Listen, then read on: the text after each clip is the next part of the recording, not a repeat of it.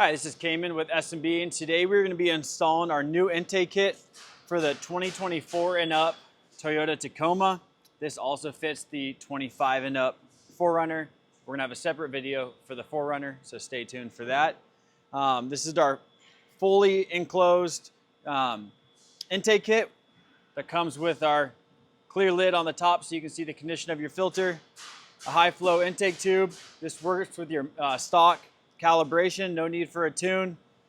Flows awesome, sounds incredible, and let's see how easy it is to install today.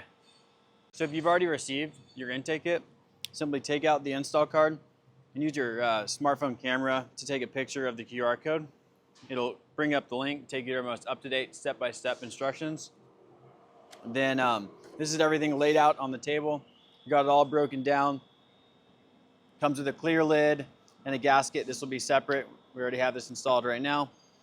Intake tube, all the rivets, the front scoop, the mesh to keep out large debris, the coupler, side scoop, inlet, side scoop plug, large air filter, as well as a front scoop seal, then all the grommets to secure the box to the vehicle. We're gonna get started, and we're gonna get these rivets out of the OEM box. Simply just push on the center section. It'll come free.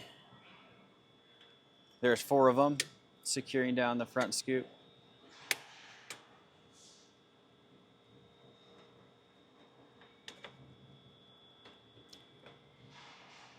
These aren't going to be reused. We can get the front scoop out of the way for now. Then now we will disconnect the map sensor. Disconnect the map sensor, simply just depress right back here, right on that button, and wiggle it off. You heard a click. Now we're going to remove this rivet right here. Get under it. That comes off. Then next we're going to find our 10 mil, and we're going to remove this clamp.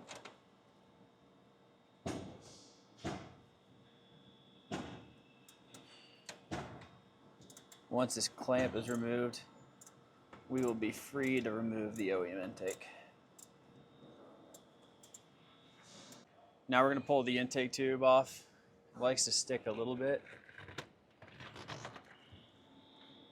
I do have it loose enough.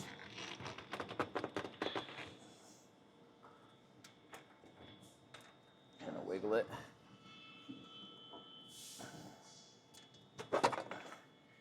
Then the whole assembly will come out of the vehicle.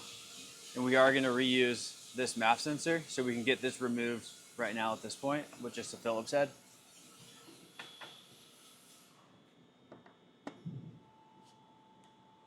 Now we're going to start building the S&B intake kit so we can get this installed in the vehicle. These 2 smaller rivets are for the front 2 rivets. We'll get to those later. But you can find these bigger rivets. Get these lined up.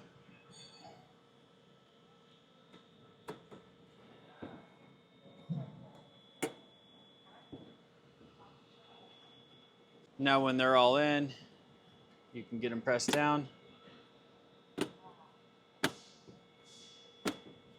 Now this is all secure.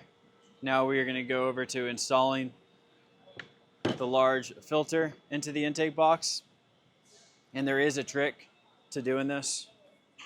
So first step is going to be removing the clamp. And then we're going to invert the flange, just like that. And we're going to drop the filter in, and then snap it in to this hole.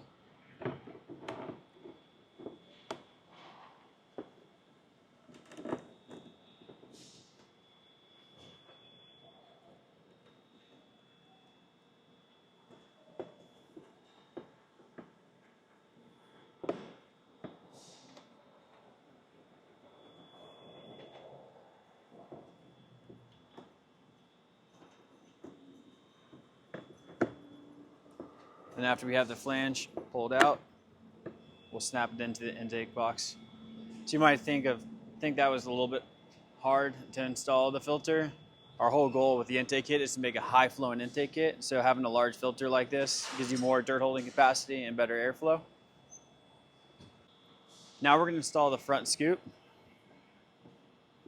So this is going to seal to the hood, keep out engine heat. Now we're going to flip the box around and install these 3 grommets.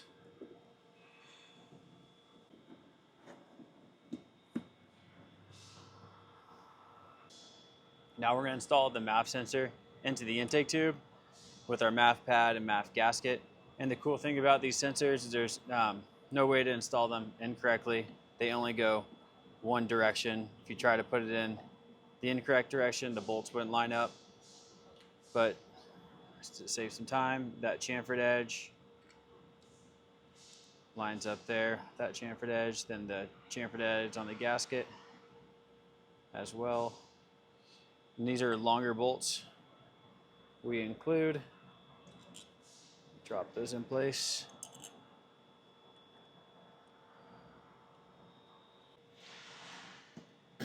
Now we'll tighten these up. Install the step coupler onto the tube. We can tighten this up with our 8mm. Also use a flathead.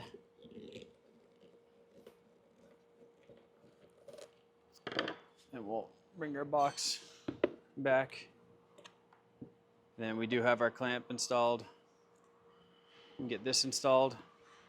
And I'm going to tighten it up just a little bit so it doesn't fall out as I'm putting it into place.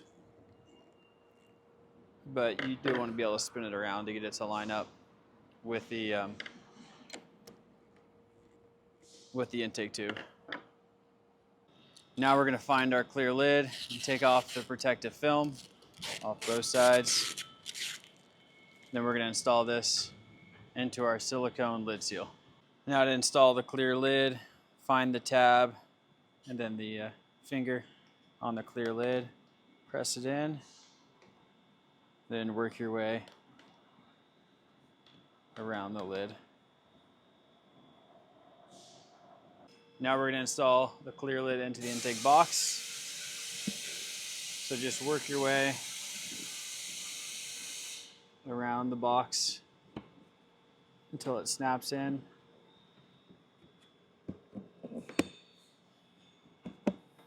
Okay, now it's all locked in and we're ready to install the intake kit into the vehicle. Now that we have the intake box ready to be installed in the vehicle, we're going to decide between a side inlet and a side plug. The side inlet allows you to use the opening and the fender to get even more airflow. It's also going to sound a little bit louder than if you went with the plug. The plug is, again, to be for a quieter ride. If it's me, I personally would want to run it open all the time for the best airflow and best performance. That's why you kind of bought the intake kit in the first place. Then this inlet on the side also works with OEM snorkels. So that the OEM piece that bolts in to the opening in the fender matches exactly to the opening in the S&B box. Then we have a front block-off plate where rather than having this mesh opening, you put the block-off plate here so you're only feeding air into the intake kit through the snorkel. So in this case, we're going to install the fender seal and we're going to get this dropped in to the vehicle. So we have those grommets on the bottom of the box. We're going to get those lined up.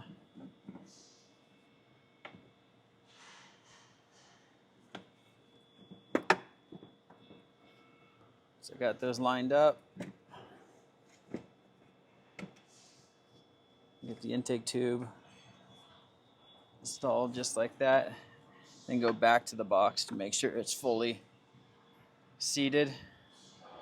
We got this installed. It's all seated. And a good way to know if it is seated in the grommets is you can feel down and you can feel the metal bar that sticks through our grommet. So it's going to be hard to see with the glare, but I can see one there and I can see one in the front. Everything lines up. And now we just need to get our front scoop riveted into place.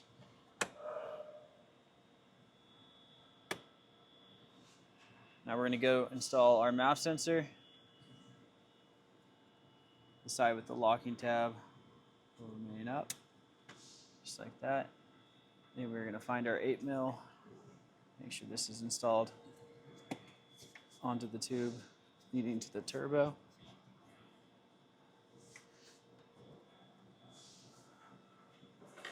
We'll get this tightened down as well.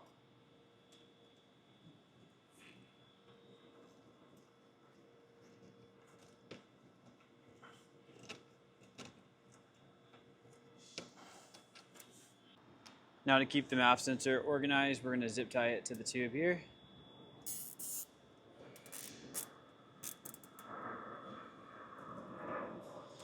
Still leaving enough slack on that MAF sensor. Take some snips, cut the zip tie there. Installation's complete. Again, we're pulling from the same location as the factory here. And again, we opted for the additional side scoop inlet there, so we're getting even more airflow to the side there. Ginormous, huge air filter that you can see through the clear lid, knowing when the filter is dirty. Also looks great in the engine bay.